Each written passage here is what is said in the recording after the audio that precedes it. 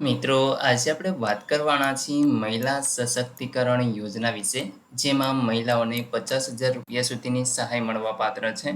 Form કઈ રીતે ભરવાના છે, ક્યાં ક્યાં ડોક્યુમેન્ટની જરૂર પડશે અને લાભ કોને મળશે, આ તમામ માહિતી તમને આ વિડીયોની અંદર આપવાની છે. તો વિડીયોને પૂરો જોવા વિનંતી.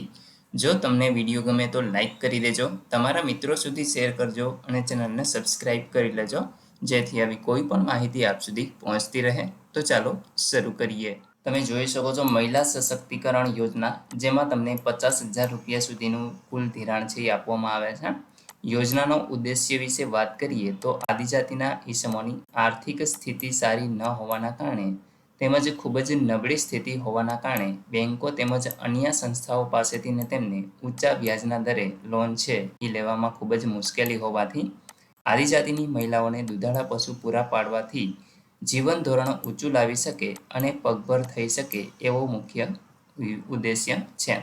હવે મિત્રો, આની લાયકાત અને પાત્રતા વિશે વાત કરીએ તો અરજદાર છે એ આદિજાતિના હોવા જરૂરી છે. અરજદાર દૂધ ઉત્પાદન સહકારી મંડળીના સભ્ય છે એ હોવા જોઈએ.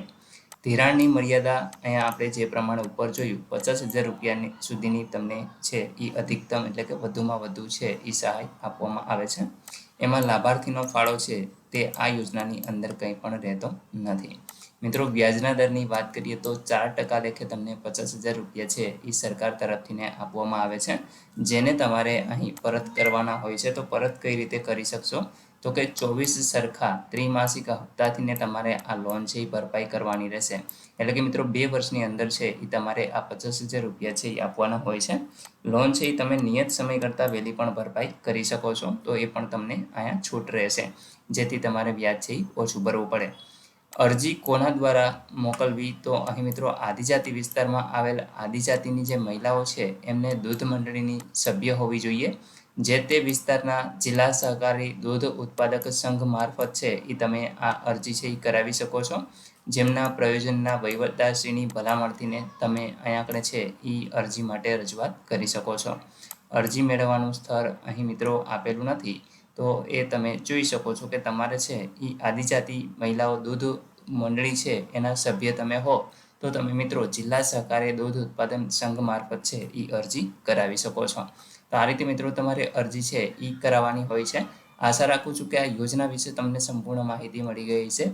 તેમ છતાં તમને કોઈ પ્રશ્ન હોય તો કોમેન્ટ દ્વારા પૂછી શકો છો. વિડીયોને લાઇક કરી દેજો, તમારા મિત્રો સુધી શેર કરજો અને ચેનલને સબસ્ક્રાઈબ કરી લેજો, જેથી આવી કોઈ પણ માહિતી આપ સુધી પહોંચતી રહે. વિડીયો જોવા બદલ આપનો ખૂબ ખૂબ આભાર. મળીએ એક નવા વિડીયો સાથે. ત્યાં સુધી જય હિન્દ.